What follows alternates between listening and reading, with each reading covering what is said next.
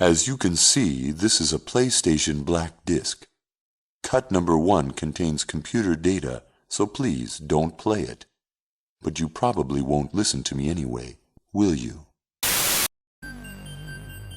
Trước khi trở nên sa ngã như bây giờ, Konami đã từng là một cái tên sáng giá, để lại cho chúng ta biết bao nhiêu những di sản, những đóng góp có công to lớn nhằm định hình ngành game cũng như lối chơi của nhiều thể loại game hiện nay, như những franchise vô cùng đình đám như Contra, Suikoden, Silent Hills hay Metal Gear. Nhưng chắc chắn có một hình ảnh vô cùng quen thuộc khi nhắc đến hãng game này hiện ra trong đầu các game thủ. Đó chính là hình ảnh một tòa lâu đài, một chiếc roi, một thợ săn ma cà rồng cưỡi cỗ xe ngựa băng qua khu rừng rậm rạp trong một buổi đêm bão bùng để diệt trừ lũ quỷ dữ. Vâng, series mà Phê Game chúng mình nhắc đến ngày hôm nay chính là Castlevania, một series đã có tuổi đời gần 35 năm tuổi và nổi tiếng bởi cốt truyện cũng như độ khó của nó. Hơn thế, với phiên bản Symphony of the Night, series game này cùng Super Metroid đã giúp định hình ra một thể loại game mới cho ngành công nghiệp game, đó chính là Metroidvania. Trước khi bắt đầu video này, mình xin gửi lời cảm ơn đến bạn Huy Phan Trần vì những tài liệu bạn đã chia sẻ để giúp mình làm video.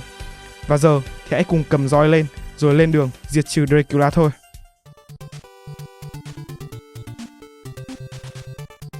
Phiên bản đầu tiên của Castlevania được phát triển trong khoảng những năm 1986. Game được trực tiếp chỉ đạo sản xuất và lập trình bởi Hitoshi Akamatsu như một lời tri ân của ông đến những bộ phim quái vật kinh dị thời đó của Universal Pictures và Hammer Film Production. Trong phần credit của game, Akamatsu được nhắc đến dưới cái tên Chance Fisher. Ông dùng cái tên này như một cách để tôn vinh đạo diễn Terence Fisher. Một phần lý do mà trong đoạn credit của game, nhà phát triển không được dùng tên thật bởi thời đó Konami không cho phép nhân viên sử dụng tên thật của mình trong credit để tránh các công ty đối thủ có thể tìm và thuê nhân viên của mình. Là một fan hâm mộ bự của ngành điện ảnh nên Akamatsu đã tiếp cận dự án này với một con mắt như một đạo diễn phim thực thụ. Ông nói rằng, do có sự thích thú với thể loại phim kinh dị từ rất lâu, chính vì thế tôi muốn game thủ khi chơi game của tôi sẽ cảm thấy như họ đang nhập vai trong một bộ phim kinh dị kinh điển thực thụ vậy. So với các game cùng thời đó, khi mà đồ họa, bối cảnh, lối chơi và đặc biệt là âm thanh của chúng đều ở mức trung bình, thì Castlevania là một game thực sự nổi trội, đặc biệt là bởi chất lượng những bản soundtrack trong game phải nói là tuyệt đỉnh. Bởi như Akamatsu đã nói, hình ảnh và âm thanh trong game được tạo ra bởi những con người muốn game của mình đậm chất điện ảnh. Sau một quãng thời gian phát triển, thì đến năm 1986, phiên bản đầu tiên của Castlevania được phát hành cho hệ máy Famicom Disk System với cái tên Akumayo Dracula tại Nhật. Sau sự thành công vang dội thì đến năm 1987, game đã được phát hành dưới định dạng băng dành cho hệ máy NES dành cho thị trường Bắc Mỹ. Lý do có cái tên Castlevania này là do sự khó chịu của phó chủ tịch Konami tại Mỹ về hàm ý tôn giáo trong cái tên tiếng Nhật. Bởi cái tên này dịch ra tiếng Anh là Dracula Satanic Castle. Chính vì vậy, nó đã được đổi tên thành Castlevania. Đây là một từ kết hợp của Castle và Transylvania. Từ Castle là do suốt cả game, người chơi sẽ phải phiêu lưu trong một tòa lâu đài cổ. Còn Transylvania là tên của một vùng đất nổi tiếng với những truyền thuyết về ma cà rồng. Câu chuyện của Castlevania bắt đầu với Simon Belmont, một thợ săn ma cà rồng sở hữu bảo vật gia truyền là chiếc roi da Vampire Killer, đang trên cuộc hành trình của mình đến lâu đài của bá tước Dracula nhằm diệt trừ hắn một lần và mãi mãi. Thì là mãi mãi, mình xin nhấn mạnh là mãi mãi. Lý do chúng ta có món vũ khí roi da biểu tượng của series này là do Akamatsu cực kỳ yêu thích Indiana Jones và ông cũng đồng thời thấy nó hết sức phù hợp với thế giới trong game. Màn hình mở đầu của game là logo game cùng một lâu đài. Cùng với đó, nó được làm hình ảnh như một cuộn phim cổ như các bạn thấy dưới đây. Nó được thiết kế như vậy bởi nhà sản xuất đã lấy cảm hứng của nó từ những bộ phim quái vật xưa cũ. Cũng giống như Mario, Castlevania đòi hỏi người chơi phải có một kỹ năng điều khiển tay cầm điêu luyện. Nếu trong Mario, game thủ sẽ gặp khó khăn trong việc giữ cho anh ta không bị nhảy xuống hố bởi tốc độ nhảy và di chuyển của anh ta quá nhanh, thì trái ngược với nó, Simon có tốc độ di chuyển và ra đòn khá chậm. Điều này đã dẫn đến không ít đau đầu cho game thủ. Không giống như các game khác, trong Castlevania, một khi bạn đã ấn nút nhảy thì bạn không thể di chuyển hay chuyển hướng bay và tiếp đất của nhân vật được nữa. Bạn bắt buộc phải tiếp đất vào một vị trí cố định.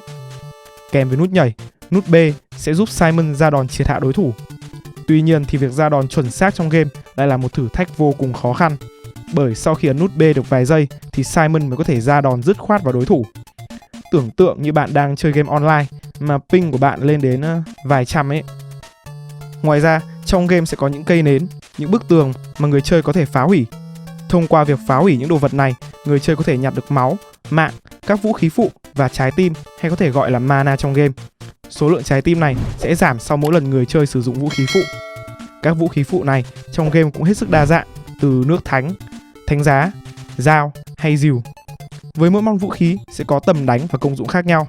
Người chơi có thể sử dụng các món vũ khí này bằng cách ấn nút lên kèm nút B. Khi nhắc đến Castlevania, ta không thể không nhắc tới độ khó và sự đặc sắc trong thiết kế màn chơi của game. Với mỗi màn chơi sẽ mang một tông màu cùng bài hát chủ đề riêng biệt. Hơn cả, chúng không hề đơn giản mà độ khó của chúng sẽ tăng dần đều, nhằm giữ tính thử thách và giúp game thủ dễ thích nghi với game hơn. Trong những màn đầu tiên, người chơi sẽ lên bảng điểm số ngay sau khi dính 8 hit của đối thủ. Con số này dần giảm dần ở các màn sau. Từ màn 3 thì là 6 hit, còn trong những màn cuối cùng thì là 4 hit. Và khi chết, bạn sẽ buộc phải chơi lại màn đó từ đầu. Quái vật trong game cũng vô cùng đa dạng. Chúng được thiết kế hết sức đẹp mắt và được lấy cảm hứng từ những con quái vật đã từng xuất hiện trong những bộ phim kinh dị nổi tiếng thời đó như Thủy Quái, Xác Ướp, Bộ Xương Di Động và một con dơi. Chính nhờ đồ họa, âm thanh, thiết kế màn chơi cùng gameplay tuy đơn giản mà đầy thử thách đã khiến Castlevania trở thành cơn ác mộng đối với mọi game thủ thời bấy giờ. Nó nhanh chóng được liệt vào hàng những game khó nhất và thành công nhất thời đó. Sau này thì game cũng đã được port lên nhiều hệ máy khác nhau như Commodore 64, Amiga, IBM PC và phiên bản cho điện thoại. Sau một khoảng thời gian sau đó thì phần game này đã được làm lại cho hệ máy arcade dưới cái tên Haunted Castle với nền đồ họa đẹp mắt hơn cùng một số tùy chỉnh khác. Tuy nhiên thì nó lại nhận về vô vàn đánh giá tiêu cực. Những đánh giá tiêu cực này bao gồm tạo hình nhân vật chính có phần to bất bình thường so với các nhân vật khác, nên là dễ bị dính đòn từ kẻ địch hơn, khả năng ra đòn kém và hơn hết là độ khó phi lý của game.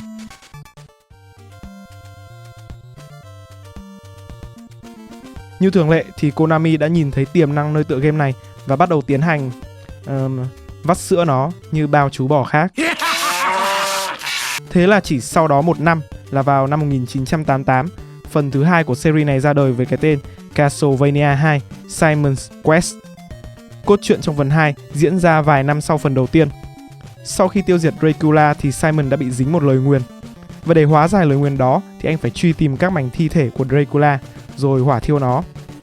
So với phiên bản đầu tiên, phần 2 này đã có thay đổi lớn, đáng kể về mặt gameplay.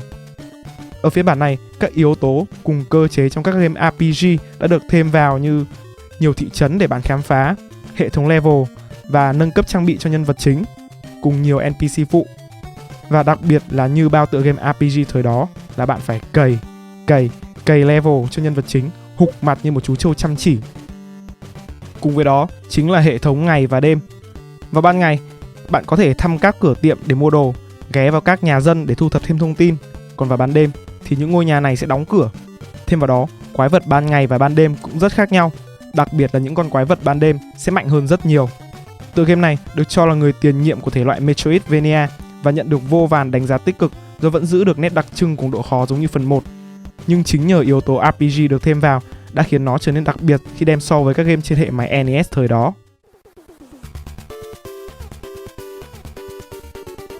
Sau những thành công liên tiếp của hai phiên bản trên, đến năm 1989, Konami tiếp tục cho ra mắt phần tiếp theo của Castlevania. Và lần này không phải là một mà là tận 2 phần. Thay vì có lối chơi kết hợp với phong cách RPG như phiên bản 2, thì hai phần sau này đã quay trở lại phong cách gameplay giống như phần 1. Đầu tiên là Castlevania 3 Dracula Curse dành cho máy NES, và đây cũng là phiên bản cuối cùng dành cho hệ máy này. Nhìn chung thì phần 3 này vẫn giữ nguyên lối chơi và nét đặc trưng y như phần 1. Tuy nhiên, nếu như ở phần 1 các màn chơi và mạch cốt truyện là tuyến tính, thì trong phần 3 này người chơi có nhiều lối đi rẽ nhánh hơn trong game, kèm với đó là 4 nhân vật có thể điều khiển được.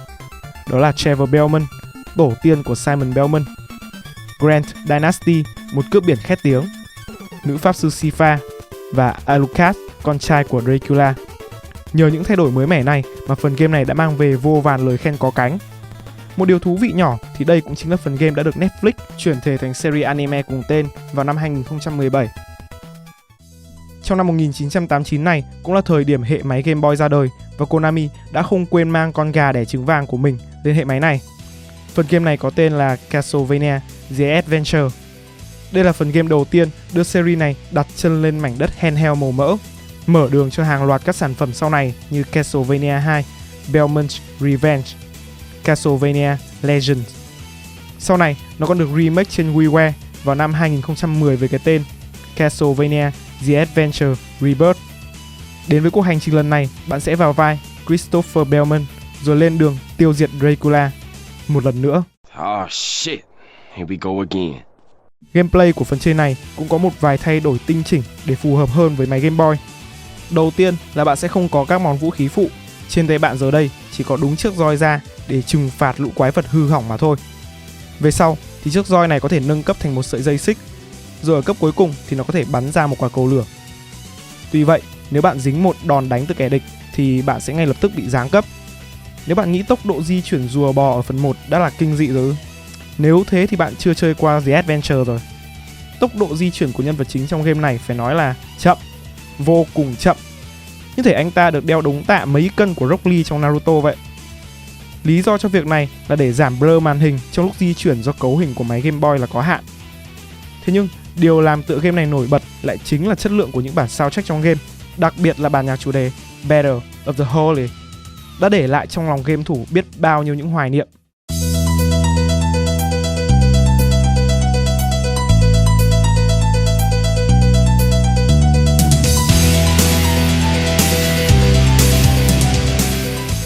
Đến ngày 4 tháng 12 năm 1991, Super Castlevania 4 được phát hành cho hệ máy SNES.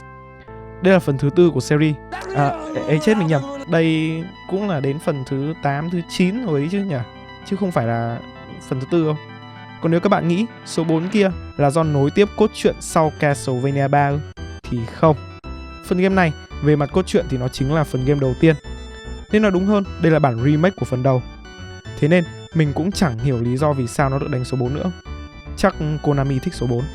Trong phiên bản làm lại này, các màn chơi đã được thiết kế lại đẹp mắt hơn, chi tiết hơn.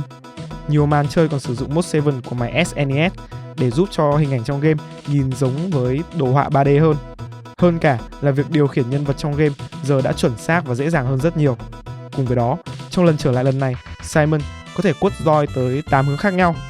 Rồi nào là dùng roi để đu từ bên này sang bên kia này, hoặc có thể là xoay roi như này. Hiển nhiên thì phần game này đã mang về cho mình những thành công vang dội. Ngoài ra thì còn một phiên bản làm lại khác của phần 1 là Castlevania Chronicle được phát hành tại Nhật vào năm 1993. Sau này, nó được port lên PS1 tại thị trường Bắc Mỹ vào ngày 8 tháng 10 năm 2001. Kể từ phiên bản này trở đi, Castlevania được chỉ đạo sản xuất bởi Koji Igarashi. Ông là người góp công lớn trong việc nâng series Castlevania lên một tầm cao mới, đặc biệt là phiên bản Symphony of the Night. Nối tiếp thành công của Super Castlevania 4, vào tháng 3 năm 1994, Castlevania Bloodline được phát hành. Phần game này được phát hành độc quyền cho máy Sega Genesis và nhận được đánh giá rất tích cực. Ở phần game này, ngoài việc được điều khiển nhân vật John Morris với vũ khí là roi, thì bạn còn có thể chọn và điều khiển nhân vật khác là Eric ngay từ đầu game. Anh ta theo chân John với mục tiêu diệt trừ Dracula để trả thù cho bạn gái mình. Vũ khí của anh ta là một cây thương với những kỹ năng chiến đấu và moveset riêng biệt. Trong khoảng thời gian giữa lúc ra mắt Castlevania Bloodline thì còn một phần game khác là Castlevania Rondo of Blood được phát hành tại Nhật cho máy TurboGrafx CD, rồi được port lên hệ máy SNES vào năm 1995. Tựa game này có lối chơi và gameplay khá giống với Castlevania phiên bản nguyên thủy đầu tiên. Tuy vậy thì nhân vật chính bây giờ sẽ không có khả năng nâng cấp chiếc roi Vampire Killer nữa, mà nhân vật này được trang bị nó ở bản nâng cấp mạnh nhất ngay từ đầu game. Bản đồ lâu đài với nhiều lối đi rẽ nhánh như ở phần 3 cũng sẽ được thêm vào. Hơn nữa, bạn còn có thể mở khóa và điều khiển nhân vật là cô bé Maria. Tuy chỉ là một đứa trẻ, thế nhưng nhân vật này khá là OP khi moveset và vũ khí của cô mạnh hơn nhân vật chính rất nhiều. Sau này, nó được remake cho hệ máy PSP vào năm 2007 với cái tên Castlevania The Dracula X Chronicle. Bản remake này đã có nhiều thay đổi đáng kể. Đồ họa của game được làm lại hoàn toàn trên nền đồ họa 3D, cùng nhiều cutscene mới. Độ khó của các màn chơi cũng được tinh chỉnh lại chút ít. Một số màn chơi sẽ khó hơn, còn một số màn thì sẽ dễ hơn.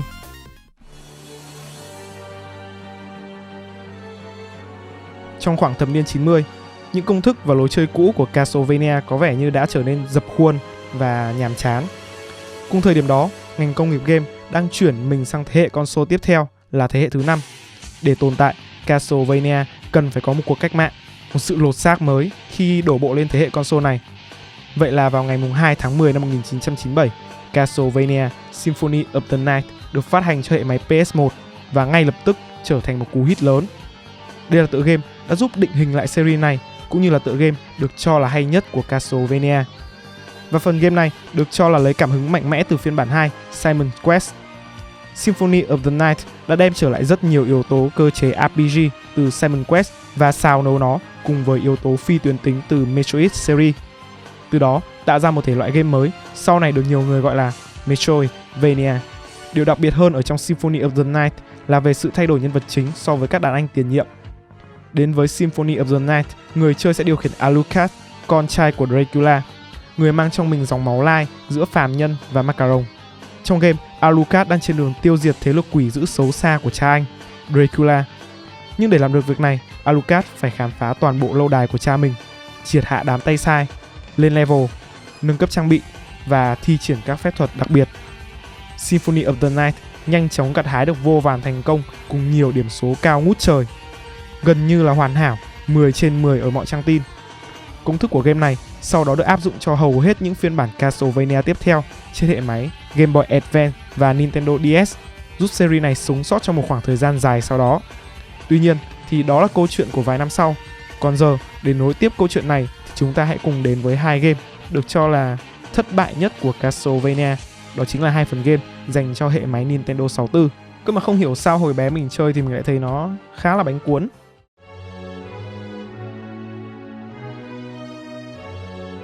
Vào năm 1999, Castlevania đã quyết định chuyển mình lên nền đồ họa 3D và cho ra mắt Castlevania 64 cùng với Castlevania Legacy of Darkness.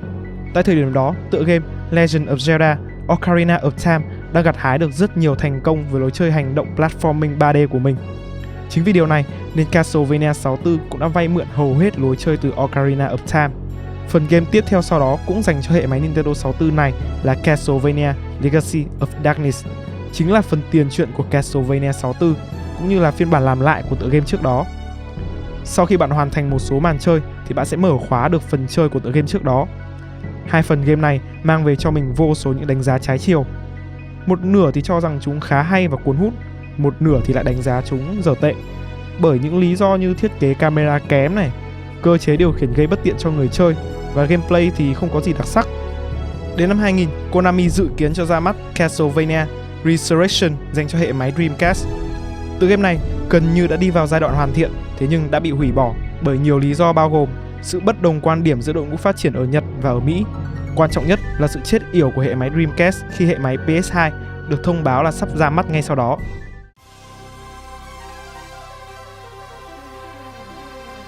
Trong 3 năm tiếp theo từ năm 2001 đến năm 2003, Konami tập trung phát triển các phần game Castlevania cho hệ máy Game Boy Advance và gặt hái được rất nhiều phản hồi tích cực do đã sử dụng lại công thức gameplay có được từ Symphony of the Night cùng một vài tinh chỉnh thay đổi nhỏ qua các phiên bản. Đầu tiên là Circle of the Moon, ra mắt vào năm 2001. Điểm khác biệt trong lối chơi của phiên bản này so với Symphony of the Night chính là hệ thống pháp thuật được gọi là DSS. Qua hệ thống này, trong quá trình chơi, người chơi sẽ thu thập được những lá bài ma thuật với nhiều công dụng khác nhau. Tiếp đến là Castlevania Harmony of Dissonance. Phiên bản này cũng không khác Symphony of the Night là mấy. Có điều là trong phần game này bạn có khả năng teleport và khám phá hai phiên bản khác nhau của cùng một tòa lâu đài được gọi là tòa A và tòa B. Tuy được cho là dễ hơn và không có tính thử thách như Circle of the Moon, thế nhưng phiên bản này đã nhận được 9,2 điểm trên IGN, 8,2 điểm trên GameSpot. Phiên bản cuối cùng dành cho hệ máy Game Boy Advance là Castlevania Area of Sorrow. Bạn sẽ vào vai Soma Cruz, một người có khả năng hấp thụ sức mạnh từ các con quái vật sau khi anh ta tiêu diệt chúng. Cũng giống như những người tiền nhiệm trước, Area of Sorrow kế thừa nhiều điểm tương đồng trong thiết kế màn chơi và gameplay từ Symphony of the Night. Thế nhưng, hệ thống nổi bật nhất của phiên bản này là hệ thống linh hồn. Thông qua hệ thống này, sau khi Soma đánh bại kẻ địch, anh ấy có thể hấp thụ linh hồn của chúng. Mỗi linh hồn sẽ mang đến cho Soma những chiêu thức và kỹ năng riêng biệt. Phần game này ngay lập tức nhận về vô vàn lời tán dương từ giới game thủ. Đầu tiên, Koji Igarashi, thiết kế game Castlevania trên nền đồ họa 3D, bởi hai phiên bản Nintendo 64 đều không do ông chỉ đạo sản xuất. Trong một cuộc phỏng vấn với GameSpy, ông đã trả lời rằng: "Chúng tôi cố gắng cải tiến phong cách của một tựa game 2D để giúp nó phù hợp với nền đồ họa 3D hơn." Thế nhưng 3D có một môi trường rất khác biệt và lằng nhằng hơn rất nhiều. Điểm tốt ở game 3D là nó giúp game trở nên chân thực và sống động hơn. Sự chi tiết của âm thanh, đồ họa đã giúp mang lại những trải nghiệm đầy chân thực. Cả hai phiên bản này dù không phải là những tựa game tệ, tuy vậy thì nó không nhận được quá nhiều sự chú ý từ game thủ. Nó cũng chưa đủ chiều sâu để thuyết phục game thủ rằng series Castlevania đã thực sự sẵn sàng đặt chân lên nền đồ họa 3D mới này. Chính vì lẽ đó, trong những năm tiếp theo, từ 2005 đến năm 2008, Castlevania đã quay trở lại với phong cách game Metroidvania quen thuộc và cho ra mắt 3 phiên bản trên hệ máy Nintendo DS là Castlevania Dawn of Sorrow, phiên bản tiếp theo là Castlevania Portrait of Ruin và phiên bản cuối cùng là Castlevania Order of Ecclesia. Cả 3 phiên bản này đều được game thủ đón nhận một cách vô cùng tích cực bởi sự quen thuộc trong lối chơi, thứ mà game thủ mong đợi từ một game Castlevania. Chính những phần game này đã giúp thương hiệu Castlevania sống sót và tồn tại suốt trong những năm 2000. Quãng thời gian sau đó, có vẻ như do series này đã bị vắt kiệt ý tưởng quá nhiều nên đã trở nên bí ý tưởng rồi dần đi vào lối mòn. Con gà đẻ trứng vàng này đã trở nên kiệt sức và không thể tiếp tục đẻ trứng được nữa. Bởi lẽ này mà nhiều năm sau đó, Castlevania chỉ cho ra mắt những tựa game spin-off như xếp hình, game online cùng game đối kháng như là một cách để duy trì sự sống thoi thóp của thương hiệu này.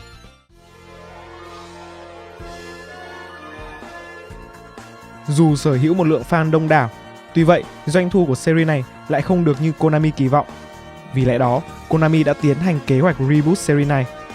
Vào ngày 5 tháng 10 năm 2010, Konami công bố tựa game Castlevania mới trong main series là Castlevania Lord of Shadow, dành cho hệ máy PS3 và Xbox 360. Phần game này được phát triển bởi Mercury Steam cùng sự hợp tác của Kojima Production. Trong quá trình phát triển, dự án này đã từng bị hủy bỏ. Thế nhưng sau đó, ông David Cox, người trực tiếp chỉ đạo sản xuất dự án này, đã mang bản thử nghiệm của phần game này cho công ty Konami tại Nhật và nhận được sự giúp đỡ từ Hideo Kojima. Phương án đầu tiên là họ sẽ tiến hành remake lại phần game Castlevania đầu tiên, nhưng cuối cùng được đổi thành reboot lại toàn bộ series. Nhiệm vụ của Lord of Shadow giờ đây là làm hiện đại hóa lại thương hiệu Castlevania nhằm giúp nó phù hợp hơn với game thủ đại chúng.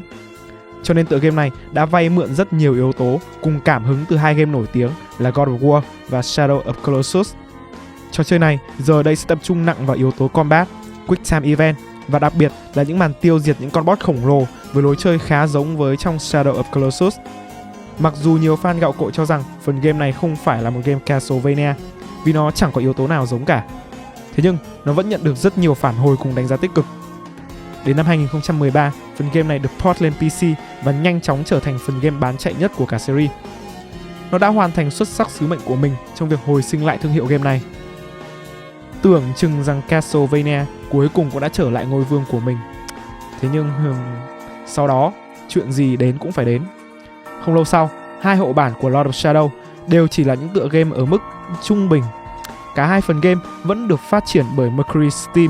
Tuy nhiên thì Kojima Production không hề dính dáng gì đến hai phần game này. Hậu bản đầu tiên là Castlevania Lord of Shadow Mirror of Fate được phát hành vào ngày 5 tháng 3 năm 2013 cho hệ máy 3DS.